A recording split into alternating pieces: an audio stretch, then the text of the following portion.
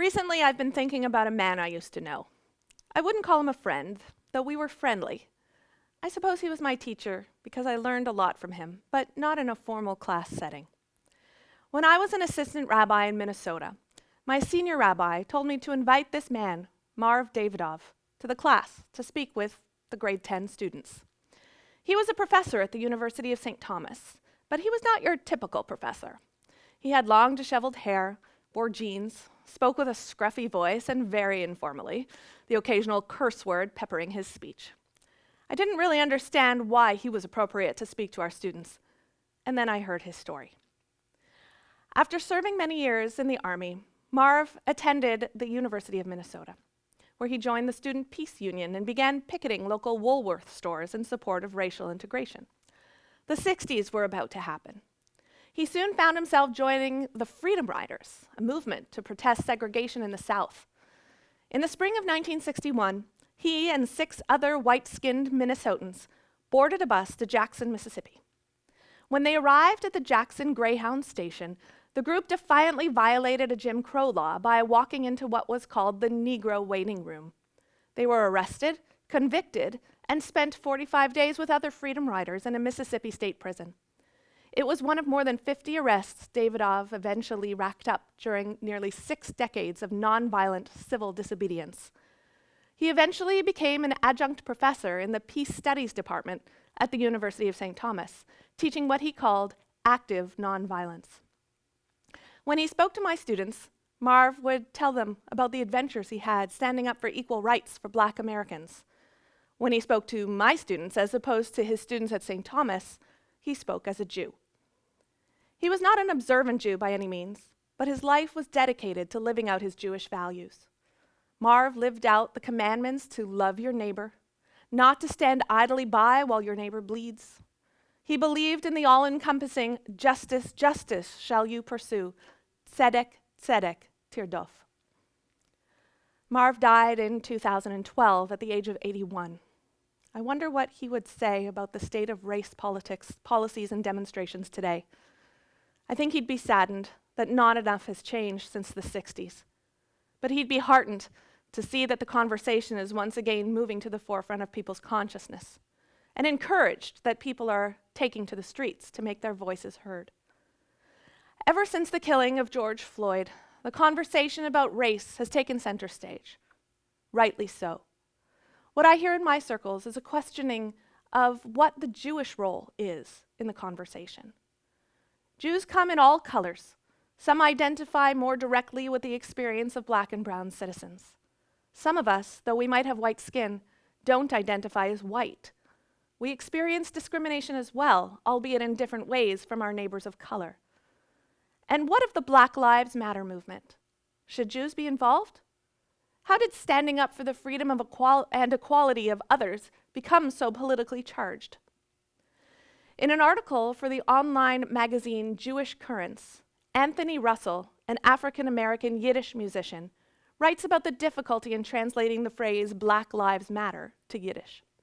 He points out that Yiddish has often been looked at as symbolic of authentic Jewishness, and at the same time has spoken out about Blackness from the outside. He writes, right away, well-meaning attempts at translation featuring the word schwarze gave me pause. Though it has historical and literary precedent in the Yiddish language for the respectable discussion of Black people, it also has a parallel history of pejorative use as a racial slur in American Yiddish. Though some people do not use that word as pejorative, it carries so much baggage. Russell suggests writing the phrase Black Lives Matter in Yiddish characters, rendering it Black Lives Matter, recognizing that this is a notion outside of Yiddish that requires and demands respect and seriousness from the inside. This discussion resonates with me. Our community needs to reckon with its historic racism and also celebrate its support of diversity and civil rights. At the same time, we must give people of color the respect they are due today. We have a history in Canada of white Jews discriminating against Black people. We know there were Jewish slave owners and traders in the US, and there were likely in Canada as well when it was legal. Many of us have experienced grandparents referring to Black people in derogatory ways. I am embarrassed to admit that I heard my own grandparents refer to Black people usually using Schwarze as a put-down, one that has the same force as the N-word in English. I'm not so sure they felt as negatively towards people of color as their tone implied. It was the language of the day, but that is no excuse. Sadly, the feeling of the day was one in which people of color were seen as less than, and whites had the right to discriminate, just like everyone else. White Jews, wanting to assimilate into Canadian culture and not be deemed greenies, joined in with anti-Black discrimination. Historically, our two communities have traveled parallel roads, but rarely did the roads meet. Just as Black people were restricted from living in certain neighborhoods, attending universities, and renting cottages, so were Jews. There were quotas on medical schools and law schools, and restrictions in pool halls and dance clubs. A sign at the beaches in downtown Toronto read, "No Jews or dogs allowed." Our communities were victims of the same discrimination, but we did not see an avenue where we could come together. Maybe this was due to our own prejudices. There were a couple of times, however, when we did come together.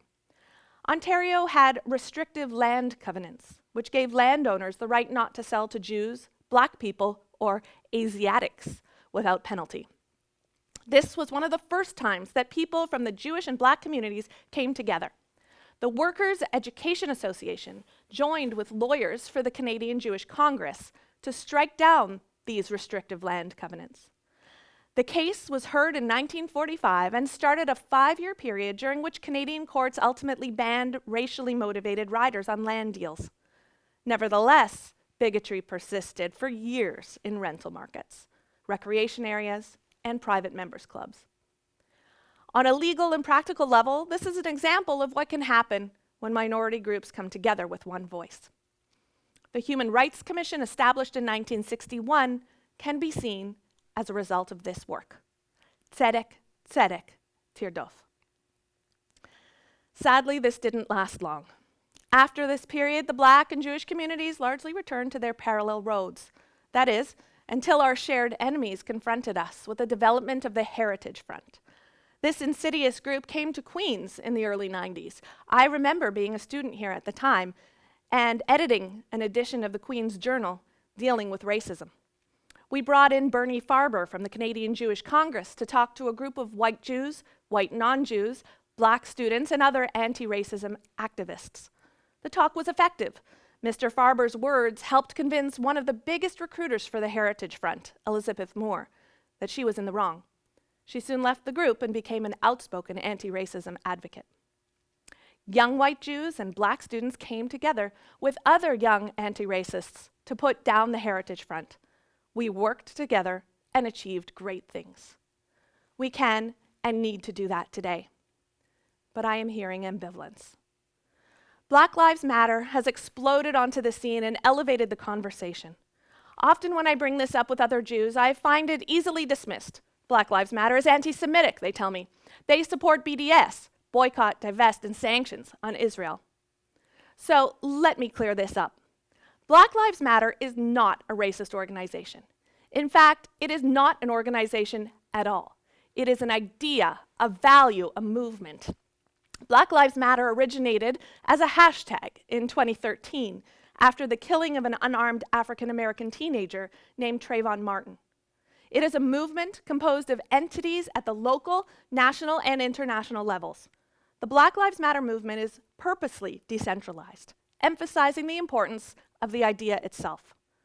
Among the prominent entities working to end systemic racism and white supremacy in the United States is an organization named the Movement for Black Lives. As with the many Jewish communal organizations that exist, each entity has its own base of support with some overlap, and none speaks for the movement overall. It is the Movement for Black Lives platform that singled out Israel and expressed a deeply anti-Zionist policy brief, which put forth an ahistorical and lopsided version of the Israeli-Palestinian conflict. The platform was immediately met with widespread condemnation from the Jewish community. Even those who are deeply critical of the Israeli government felt the platform had gone far too far. And when they spoke up about it, the movement's leaders completely dismissed their concerns in a way that left lasting pain and anger. Ever since, the conversation on the relationship between supporting racial justice, Black Lives Matter, and support for Israel has remained explosive. Carly Pildes, writing for The Forward, reports, "I have heard from countless people that they feel they are in an impossible moral quandary, forced to choose between their love of Israel and the fight for justice for Black Americans, including their neighbors, friends, and family. Others expressed rage at the idea that any Jew, or any person for that matter, could have any doubts at this moment that they must open their wallets, put on their sneakers, and fight for justice. And many felt caught between these positions, torn in two. This one organization, Movement for Black Lives, does not speak for the Black Lives Matter movement as a whole, just as the JDL does not speak for all Jews.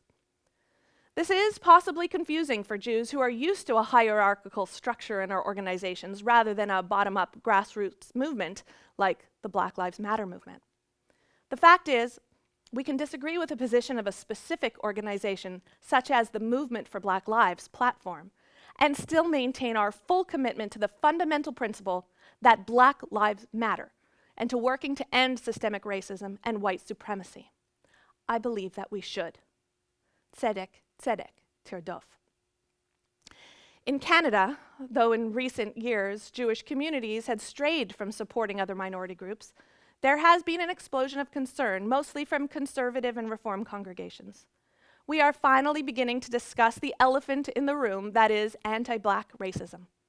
This time we're not just talking about protecting each other in a practical way, but we are getting to the systemic issues around race and discrimination.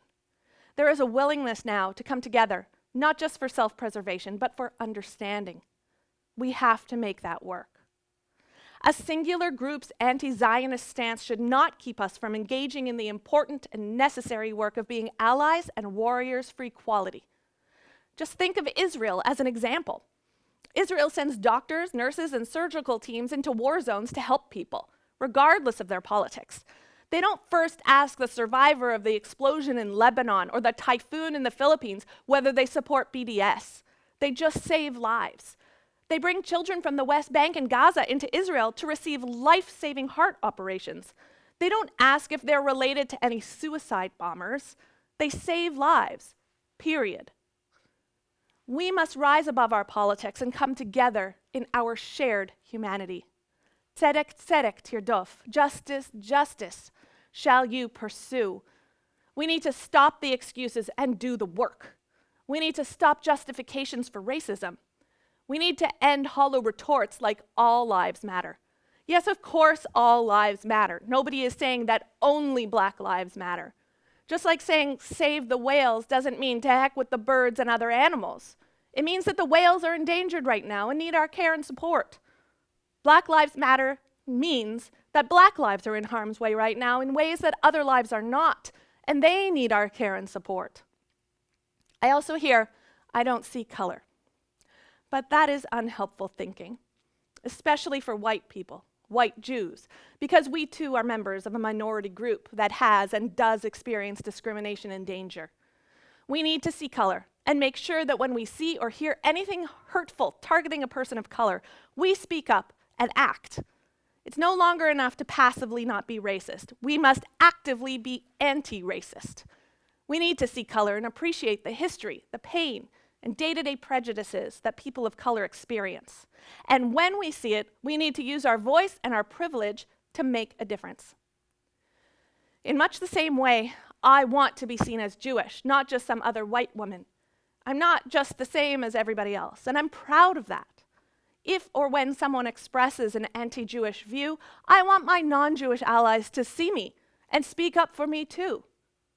People of color are proud, just as we Jews are proud of our heritage, history, and people.